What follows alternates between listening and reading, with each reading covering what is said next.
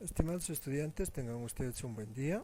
Vamos a ver ahora este tema en el que se refiere a enfermedades de la pleura y del mediastino. Vamos a ver si no nos lleva demasiado tiempo las enfermedades de la pleura. Continuamos con enfermedades también del mediastino en esta presentación. Y si no, lo vamos a hacer en dos partes. Una primera parte, enfermedades de la pleura, y posteriormente del mediastino, que no es muy largo. ¿Ya? Vamos a ver las enfermedades de la pleura. Enfermedad pleural primaria, manifestación secundaria de lesiones de vecindad u otro sistema. Esto quiero que les quede muy en claro. La enfermedad pleural primaria quiere decir que es una enfermedad propia de la pleura. ¿Qué quiere decir? Que la enfermedad es a consecuencia de alguna disfunción de la propia pleura parietal, por lo general, o puede ser también visceral, ¿no? Ya sabemos que la pleura tiene dos capas, una capa parietal y otra visceral, una en contacto con el tórax y otra en contacto con la misma víscera, con el mismo pulmón, al medio un líquido pleural. Entonces, puede ser una enfermedad pleural primaria de la propia pleura o puede ser a consecuencia de otro tipo de lesión a nivel pulmonar o vecino o torácico, algo que está ocasionando que haya una lesión de la pleura. Una de las enfermedades más comunes y más recurrentes de la pleura es precisamente el derrame pleural. ¿Sí? Entendemos por derrame pleural a la cantidad de líquido que se acumula, bien ustedes aquí, a la cantidad de líquido que se acumula a nivel de las dos pleuras, tanto de la pleura visceral como de la pleura parietal. Al medio sabemos que hay un líquido pleural, ¿sí? El aumento de la cantidad de ese líquido pleural es lo que nosotros llamamos derrame pleural. Ahora, este líquido acumulado ahí, entre el medio de las dos pleuras, puede ser un trasudado o puede ser un exudado. Acuérdense ustedes, las manifestaciones de este exudado, que por lo general es por un proceso inflamatorio, y del trasudado, que por lo general es nada más una extravasación de líquidos. ¿Sí? Muy bien. Este es un derrame pleural pequeño, menos de 300 ml, y más o menos se manifiesta aquí, así, en las bases, donde ustedes van a ver la gran cantidad de líquido. ¿Sí? En una radiografía de tórax, ¿sí?, lo van a ver así, una cantidad de líquido ahí. Por efecto de la gravedad, ese líquido que se ha acumulado en las pleuras va a bajar y se va a instalar ahí. Esto es lo que se llama el derrame pleural pequeño. Hay uno que se denomina derrame pleural loculado, que ven acá, fíjense todos ustedes el esquema. Es un gran derrame pleural,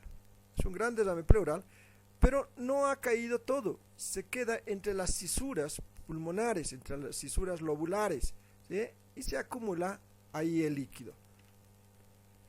Hay otro derrame intercisural frontal y lateral. Aquí hay un derrame que parecería cualquier otra cosa, otra vez en radiografía muchas veces hay que hacer un diagnóstico diferencial de esta. ¿Por qué? Porque este derrame solamente se queda ahí en el medio, no sigue el proceso de gravitacional y se acumula aquí, por ejemplo, donde están viendo con el cursor, sino el líquido se acumula ahí y se queda así, entre las cisuras, por eso se llama intercisural frontal, entre las cisuras lobulares, ¿no? Entre un lóbulo y otro lóbulo hay una cisura, ahí se acumula el líquido. Esto es lo que se llama derrame intercisural frontal o lateral. En este caso frontal y en este caso lateral. Y este es el derrame pleural masivo, cuando hay una gran cantidad de líquido en todo el pulmón, lo cual va a velar todo el pulmón. Vamos a ver radiografía más adelante, vamos a determinar esto, y se acumula el líquido en toda esa cantidad. Y así se ve el pulmón. Fíjense, completamente velado. Fíjense ustedes, esta radiografía parecería una radiografía rotada. No sé si ustedes estarán llevando ya diagnóstico por imagen, no sé cómo se llama. Parecería una radiografía rotada. Fíjense la columna vertebral donde está acá el cursor. Fíjense este pulmón como si estuviera girándose o al otro lado. Pero fíjense las clavículas acá. Estas son las clavículas, ¿sí? Fíjense. Estas clavículas que ustedes ven ahí están simétricas, que van de un lado al otro. Fíjense también las articulaciones acromioclaviculares. Estas articulaciones acromioclaviculares están también simétricas, lo cual, ¿qué quiere decir? Que este tronco no está rotado, está exactamente a nivel. Nada más que obviamente la gran cantidad de líquido aquí acumulada en un derrame pleural ha hecho y ha empujado toda la masa vertebral, todas las vértebras que ahora si ustedes siguieran una línea recta desde aquí, desde el inicio de las vértebras cervicales hacia abajo, siguieran una línea recta, fíjense cómo está toda la columna vertebral, completamente empujada por la gran cantidad de líquido existente en nuestros pulmones. Y este pulmón, por supuesto, desplazado, lo que se llama un desplazamiento del mediastino. Vamos a continuar. Vamos a ver ahora lo que se denomina pleuresía tuberculosa. Esta pleuresía tuberculosa es siempre algo infeccioso, es una infección a nivel de la pleura, ¿sí? ¿Qué quiere decir? Habíamos visto ya varias infecciones a nivel pulmonar, habíamos visto las neumonías, los abscesos pulmonares, etcétera, etcétera. En este caso estamos hablando de un proceso infeccioso a nivel de la pleura. ¿Quién ocasiona esto? Por lo general, una bacteria llamada Mycobacterium tuberculosis, que puede llegar a la pleura por dos vías, esa bacteria. Por extensión de focos pulmonares subyacentes, que quiere decir a través de focos en el pulmón que pueden contagiar a la pleura, o por diseminación hematógena, que quiere decir mediante la sangre. El compromiso pulmonar izquierdo, fíjense ustedes acá, del lado izquierdo se puede observar un engrosamiento de la imagen diafragmática con su espesor aumentando y demostrando entre las claridades pulmonares de la cámara gástrica. Fíjense, este es, aquí en radiografía, acá se ve el diafragma, la silueta del diafragma. Fíjense ustedes acá completamente desplazado hacia el otro lado. Ahora bien, esta pleuresía tuberculosa, una vez más, es un proceso infeccioso, lo cual tendrá que ser tratado con antibióticos, lo que dice aquí. Los derrames paraneumónicos reciben una denominación de derrames secundarios a una neumonía o un absceso pulmonar. Hay dos clases de derrame paraneumónico, simple y complicado. ¿Qué nos está indicando aquí? Que la causa del derrame pleural, de lo que ya habíamos visto, esos derrames que pueden ser masivos, que pueden ser interpulmonares, en las fisuras, o pueden ser masivos completamente, se deben a que hay un proceso neumónico o que hay un proceso de absceso pulmonar. Este puede ser simple o complicado, ¿ya? La toracocentesis, que es esto, lo que ustedes están viendo en esta imagen, está indicada en todo derrame paraneumónico. ¿Qué se hace? Se mete una aguja, que es una aguja enorme, ¿sí?, hasta nivel de la pleura, se saca una muestra de líquido interpleural, esta es la pleura parietal, esta es la pleura visceral, este es el espacio interpleural, se pasa sobre las vértebras, se ingresa hasta la zona pulmonar, ¿sí?, hasta la zona pulmonar, y se saca este líquido, es lo que se llama toracocentesis. ¿Para qué? Para ver el proceso infeccioso. Así se ve un derrame paraneumónico, un derrame voluminoso en el lado derecho, en este caso de la radiografía de tórax, en proyección póstero-anterior. Sabemos, espero que hayan llevado, que toda proyección radiográfica de tórax pulmonar siempre es póstero-anterior, nunca antero-posterior, en ocasiones cuando el paciente está en cama y no se lo puede mover. Y lateral suele corroborar la presencia de un derrame pleural, ¿no? Y esta es la radiografía del derrame pleural. También hay neoplasias pleurales, habíamos visto de las neoplasias pulmonares, ¿se acuerdan? Creo que en el anterior tema. En este caso podemos hablar de neoplasias pleurales. La pleura puede ser comprometida por una neoplasia primaria o más frecuentemente por la extensión directa de un cárcer bronquial o de metástasis hematógenas. Puede que la neoplasia sea primaria, que quiere decir que la neoplasia se inicie en pleura, o puede ser que sea producto de la metástasis de algún otro órgano vecino o del mismo pulmón. Las neoplasias secundarias, las que estábamos hablando al último, no siempre un derrame concomitante con una neoplasia pulmonar u otro órgano significa invasión pleural. ¿Qué quiere decir? Que un derrame pleural no siempre nos va a indicar un cáncer, ¿sí? Un cáncer bronquial, un cáncer pulmonar. Puede deberse a cualquier otro tipo de problema, un derrame pleural, ¿sí? Pero, si es primario, indicará aquello. Las neoplasias secundarias, este es por ejemplo, un derrame masivo, ¿sí? Se observa una retracción del mediastino, una vez más, hacia la izquierda con elevación del hemidiafragma de lado y una escoliosis en mi tórax izquierdo opaco. Fíjense, una escoliosis aquí terrible. ¿Por qué? ¿Por qué se presenta esta imagen en un derrame? ¿Sí? Y por supuesto una atelectasia por neoplasia del pulmón diagnosticado, que quiere decir que hay un colapso de todos esos alveolitos, ¿sí? ¿Por qué se desplaza el mediastino? Este es un pulmón llenito de aire, va a empujar este pulmón toda la columna vertebral. Fíjense, ahí todo el desplazamiento, una escoliosis terrible de la columna vertebral. Pero esto es a consecuencia, ¿sí? A consecuencia primero de una neoplasia, un derrame masivo, una atelectasia, un colapso alveolar completo, y el pulmón sano, en este caso empujando toda la columna vertebral, ¿sí? Empuja toda la columna vertebral y esta columna vertebral se desplaza porque no hay nada que lo impida, no hay nada que impida, entonces se desplaza y colapsa todo el pulmoncito. Y el diafragma, que debería chocar con esta parte del pulmón y tener sus límites, se sobrepasa en sus límites y se eleva completamente porque no tiene ningún impedimento para elevarse. Esta es la típica radiografía, ¿sí? Exactamente lo mismo. Se clasifican en mesoteliomas benignos y malignos. Estos son los tipos de neoplasias primitivas de la pleura. ¿Qué quiere decir? Primarias, ¿sí? Mesoteliomas benignos y malignos. Este es un mesotelioma pleural, se aprecia un derrame pleural. Siempre que hay un derrame pleural se tiene que investigar la causa de ese derrame y muchas veces es una neoplasia, ¿sí?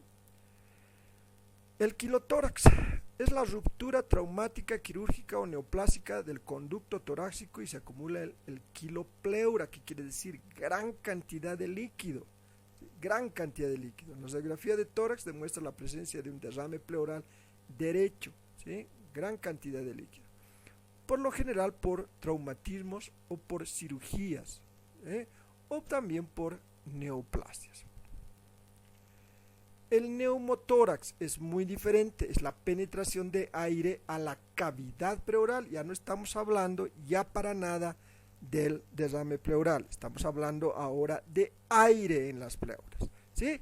A eso se denomina neumotórax, que involucra las pleuras, por supuesto. Es la penetración de aire en la cavidad pleural. Según su mecanismo causal, el neumotórax puede ser traumático o espontáneo.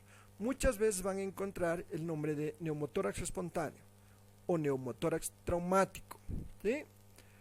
Vamos a ver aquí, en el caso, de los neumotórax, vamos a ver que estos pueden ser espontáneos cuando se presenta por alguna razón de etiología desconocida, pero pueden ser traumáticos cuando es producido por penetración de algún elemento que perfora la pleura, perfora ambas pleuras y todo ese aire del pulmón se traslada hacia las zonas o cavidades pleurales. A eso se denomina neumotórax. Muchas veces este neumotórax es a consecuencia de un enfisema pulmonar producido por la gran cantidad de nicotina en los pulmones. En esos casos muchas veces se presenta el neumotórax espontáneo, ¿sí? En los otros casos, como les decía, pueden ser traumáticos. Veamos, mediastino, ¿sí? Este es el mediastino. Aquí tienen seguramente un dibujo de adolescente porque todavía está el timus, esta es la glándula del timus, ¿sí? Y este es el espacio del mediastino. No olviden que el mediastino es un espacio virtual intratorácico entre pulmones o al medio de los pulmones. Ese espacio mediastínico, ¿sí?, es el que se denomina espacio del mediastino, pero no es una estructura anatómica como tal, si bien es tomado en cuenta, y vamos a ver más adelante el por qué, no necesariamente indica que el mediastino es un espacio anatómico, ¿sí? Y lo vemos aquí en un esquema. El mediastino se subdivide en 3 compartimentos. Un mediastino superior, ¿sí?, y un mediastino inferior en este caso, ¿sí? Pero vamos a ver que visto del lado frontal tenemos este mediastino inferior completamente enorme y grande, que va a involucrar en la parte posterior el anterior, el medio y el posterior, ¿sí? ¿Qué quiero indicarles con esto? Si bien tenemos un superior, tenemos un inferior, tenemos un posterior. El mediastino como tal, estos espacios, si quieren, lo vamos a llamar espacio superior, espacio inferior y espacio posterior, ¿sí? Por eso se dice que se subdivide en 3 compartimentos. 1, el mediastino superior e inferior visto desde el frente del tórax, y el posterior obviamente visto desde la cara torácica posterior. Vamos a ver, esta es una radiografía normal, esta es una radiografía completamente normal. Fíjense los campos pulmonares completamente delimitados, la silueta cardíaca perfecta, el ángulo diafragmático y los márgenes perfectos, las clavículas completamente simétricas, la columna vertebral también, la trama vascular del pulmón no aumentada, perfecta, el callado de la aorta perfecto, el ventrículo izquierdo bien notorio, la aurícula derecha, la vena cava superior, bueno, todos los elementos anatómicos que se encuentran en la radiografía acá. Así se debería ver una radiografía de tórax cuando se empieza a investigar si hay algún problema mediastínico, ¿sí?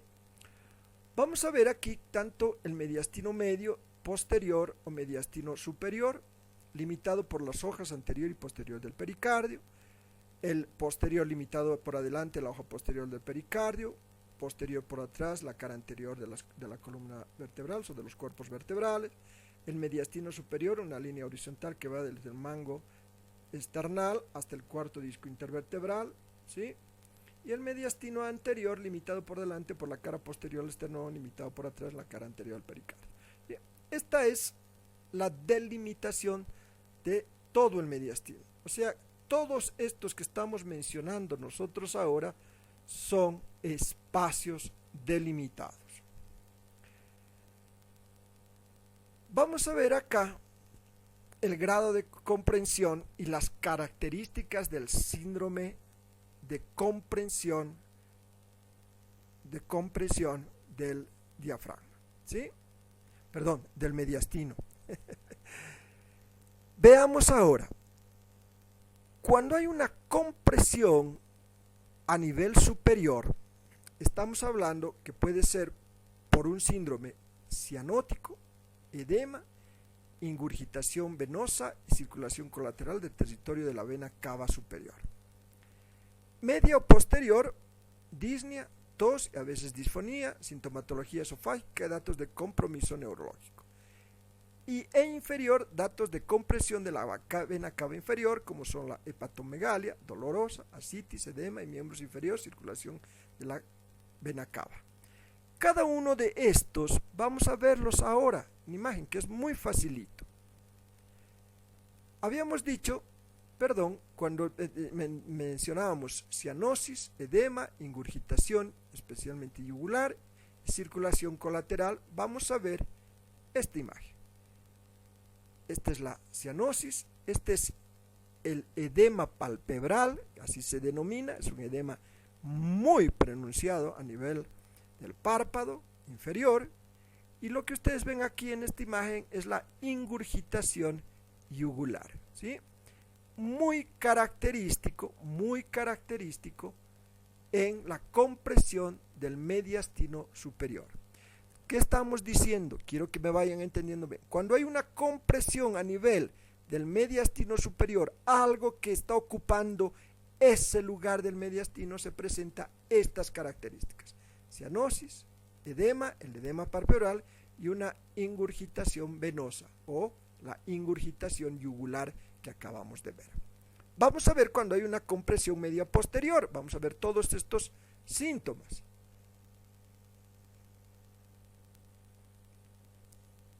Tos, dolor de garganta, ¿sí? Lo que mencionábamos acá.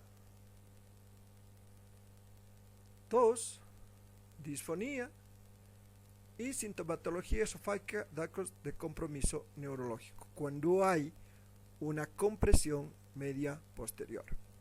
Cuando hay una compresión inferior, vamos a ver que hay otra sintomatología, especialmente hepatomegalia dolorosa, ascitis y edema de miembros inferiores.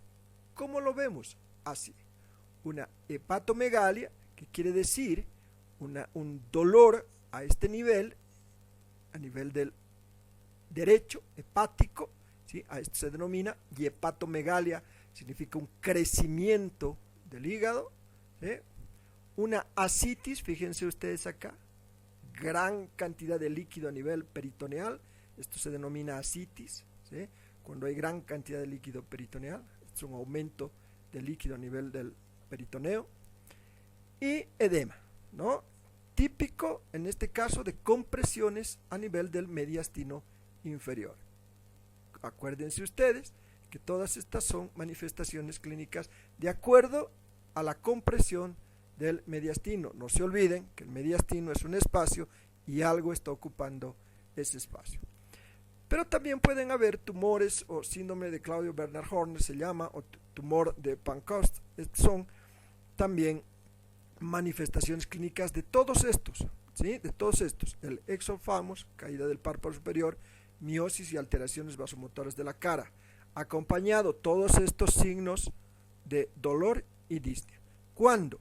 Cuando hay en el mediastino, en los órganos concomitantes vecinos del mediastino, en los límites mediastínicos, hay tumores. Y vamos a ver ahora de qué estamos hablando: de exoftalmos, caída del párpado superior, etc. Esto es, por ejemplo, el exoftalmos. Esta es la caída del párpado superior y esta es la miosis, ¿sí? Estas son las características de cuando hay un tumor a nivel mediastínico. Estamos hablando de un tumor presente a ese nivel. Estas son las manifestaciones clínicas. El diagnóstico de todo esto siempre es radiológico, ¿sí? Radiografía de tórax, también puede ser una tomografía, o puede ser una resonancia magnética, puede ser una broncoscopía, en estudio de esputo, una punción torácica, una toracotomía. Cualquiera de estos que estamos mencionando aquí pueden ser un diagnóstico. El principal, obviamente, la radiografía, como habíamos visto a un principio, ¿sí?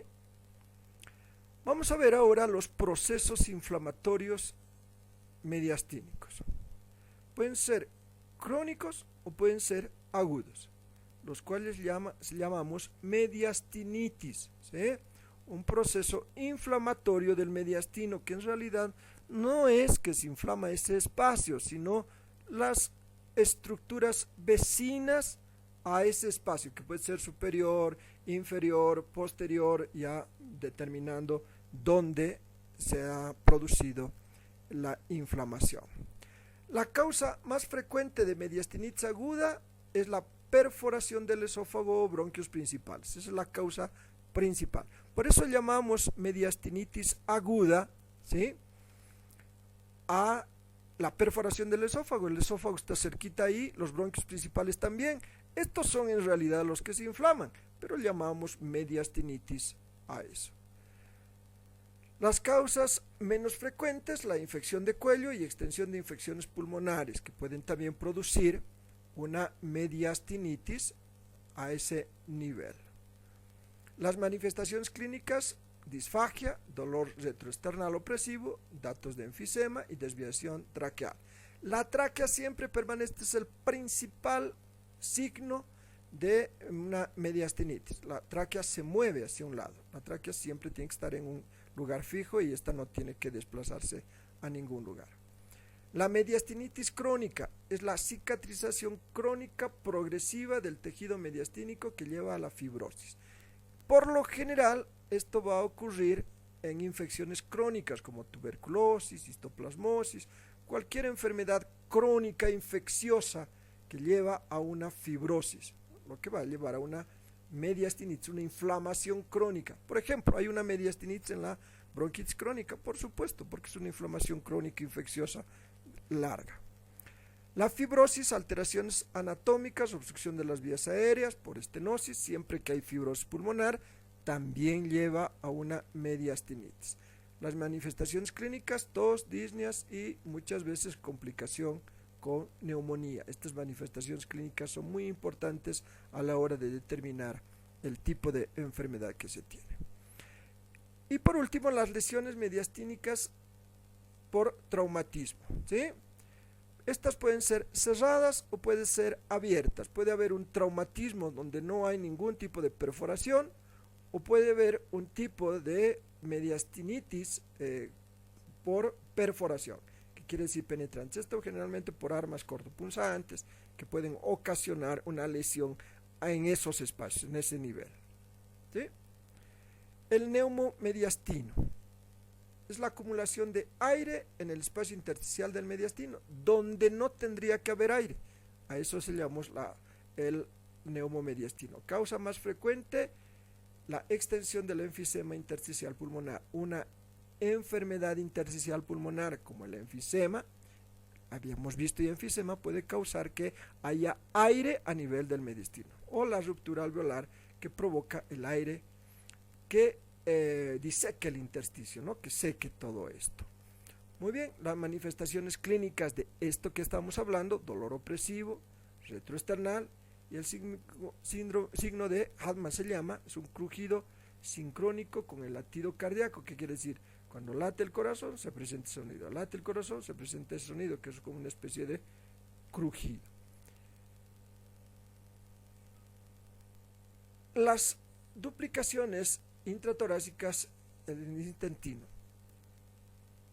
Vamos a ver que en el mediastino medio, ¿sí?, en el mediastino medio vamos a encontrar problemas por lo general gastroentéricos, que quiere decir problemas gastrointestinales, por segmentos del tubo digestivo parcialmente separados de este, y broncógenos a los lados de la tráquea, en la cara regional de la región iliar o del esófago. Todo lo que habíamos estado viendo anteriormente eran superiores. Ahora vamos a ver medios: los gastroentéricos a consecuencia de un problema gastrointestinal, o los broncógenos a consecuencia de un problema esofágico. Y por último, los mediastino posterior, que por lo general son tumores neurogénicos, los más frecuentes, que se desarrollan en los troncos nerviosos, simpáticos y nervios espinales. El más frecuente de estos en el mediastino posterior. Siempre que hay un problema en el mediastino posterior, es a consecuencia de tumores llamados tumores neurogénicos. Estos tumores neurogénicos son 4: el neurilemoma, el neurofibroma y el ganglioneuroma o el neuroblastoma. Estos 4 son los principales tipos de tumores neurogénicos que involucran una enfermedad mediastínica posterior. Siempre que hablamos de una enfermedad mediastínica posterior, casi siempre están involucrados estos 4 tipos de tumores. Muy bien, eso es todo lo que habíamos visto, tanto nos ha alcanzado 30 minutos para revisar todo. Si tuvieran alguna duda, no duden en preguntar, mándenme sus preguntas y con gusto yo les voy a ir aclarando. Y por último, espero que no estén como el pato, ahí ya desesperados a punto de querer dispararles a sus monitores. Un abrazo a todos ustedes y hasta la próxima.